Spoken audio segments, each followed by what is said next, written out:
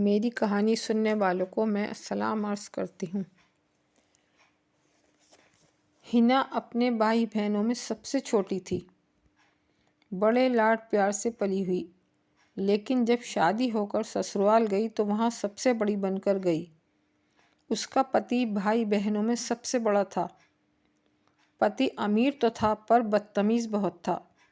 बात बात पर हिना को गाली देता, मारपीट करता। फिर भी हिना बेचारी खुश रहने की कोशिश करती। इसी तरह दिन गुजर रहे थे, तब उनके घर एक नन्हा मेहमान आया। बच्चों को पाकर दोनों पति पत्नी बहुत खुश थे। अभी बच्चा 5 साल का ही हुआ था कि उसका एक हाथ बीमारी के चलते कमज़ोर हो गया। हिना अपने बच्चों को बड़े बड़े डॉक्टर्स को दिखाती रही। पैसे की कमी नहीं थी।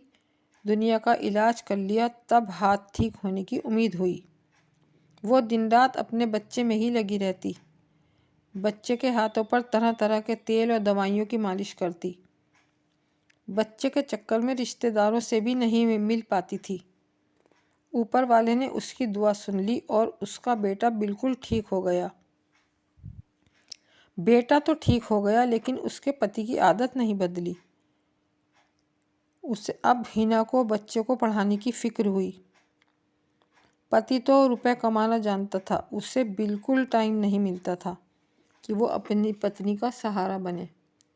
हिना ने एक बहुत अच्छे स्कूल में बेटे का एडमिशन कराया।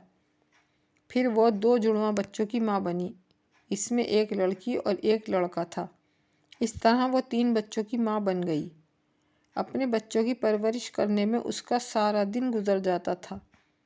काम के लिए नौकरानी लगी हुई थी, लेकिन बच्चों की देखभाल भी ज़रूरी थी। अब तीनों बच्चे स्कूल जाने लगे थे। माँ की मेहनत से बच्चे पढ़ लिख कर अपने पैरों पर खड़े हो गए। नजमा ने अब अपने बच्चों की शादी करने का सोचा। एक के बाद एक तीनों बच्चों की शादियां हो गईं। लड़की अपने घर चली गई। आगे की कहानी सुनने के लिए पार्ट 2 सुनिए।